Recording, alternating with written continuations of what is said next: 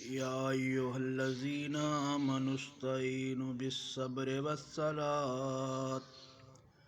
إن الله مع الصابرين ولا تقولوا لمن يقتل في سبيل الله أموات بل أحياء ولكن لا تشعرون وَلَنَبْلُوَنَّكُمْ بِشَيْءٍ مِّنَ الْخَوْفِ وَالْجُوعِ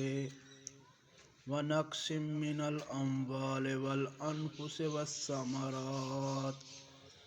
وَبَشِّرِ الصَّابِرِينَ الَّذِينَ إِذَا أَصَابَتْهُم مُّصِيبَةٌ قَالُوا إِنَّا لِلَّهِ وَإِنَّا إِلَيْهِ رَاجِعُونَ أولئك عليهم صلوات من ربهم ورحمة وأولئك هم المهتدون إن الصفا والمروة من شعائر الله فمن حج البيت أو اعتمر فلا جناح عليه أن يطوف بهما ومن تطوع خيرا فإن الله شاكر عليم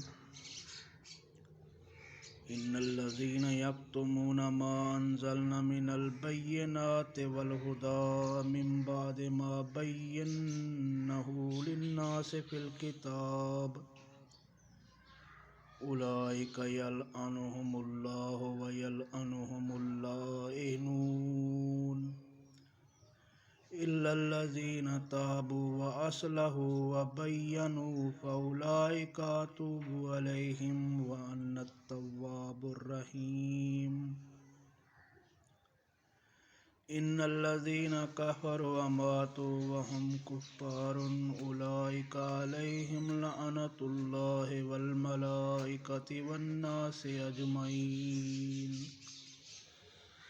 خالدين فيها لا يخفف عنهم العذاب ولا هم ينظرون وإلهكم إله واحد لا إله إلا هو الرحمن الرحيم اے ایمان والو تم صبر کرو اور نماز سے مدد مانگو بے شک اللہ صبر کرنے والوں کے ساتھ ہے اور جو اللہ کی راہ میں مارے جائیں انہیں مردہ نہ کہو بلکہ وہ زندہ ہیں لیکن تم اس کا شعور نہیں رکھتے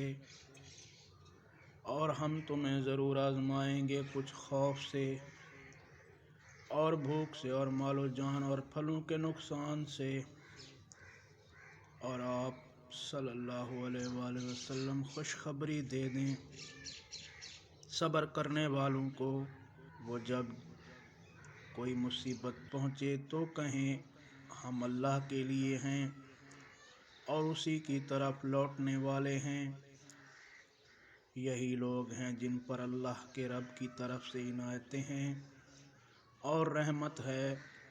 اور یہی لوگ ہدایت یافتہ ہیں بے شک صفا اور مروہ اللہ کے نشانات سے ہیں